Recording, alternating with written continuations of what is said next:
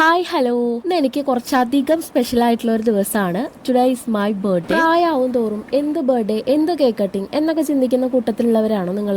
പക്ഷെ ഞാൻ നേരെ ഓപ്പോസിറ്റ് ആണ്. എത്ര പ്രായമായാലും സെലിബ്രേഷൻസ് അത് കേക്ക് കട്ട് ചെയ്തിട്ടാണെങ്കിലും എങ്ങനെയാണെങ്കിലും ആഘോഷിക്കണമെന്നാണ് എൻ്റെ ഒരു ആഗ്രഹം. മറ്റുള്ളവർക്ക് സർപ്രൈസ് കൊടുക്കാനും എനിക്ക് സർപ്രൈസ് കിട്ടാനും കുറച്ചധികം ഇഷ്ടമുള്ള ഒരാളാണ് ഞാൻ. ആദ്യമൊക്കെ ഞാൻ വിചാരിച്ചിട്ടുണ്ടായിരുന്നത് ആരെങ്കിലും ഒക്കെ എനിക്ക് സർപ്രൈസ് തന്നിരുന്നെങ്കിൽ എന്നാണ്. പക്ഷെ ഇപ്പൊ ഞാൻ ചിന്തിക്കുന്നത് നമുക്കൊരു സ്പെഷ്യൽ ഡേ വന്നാൽ അത് കളറാക്കേണ്ടത് നമ്മൾ തന്നെ. അതിപ്പോ നമുക്ക് ഇഷ്ടമുള്ള സാധനം മേടിച്ചിട്ടാണെങ്കിലും നമുക്ക് ഇഷ്ടമുള്ള ഫുഡ് ഉണ്ടാക്കിയിട്ടാണെങ്കിലും എങ്ങനെയാണ് സർപ്രൈസ് എന്ന് ഞാൻ ഉദ്ദേശിക്കുന്നത് വലിയ വലിയ കാര്യങ്ങളൊന്നല്ല.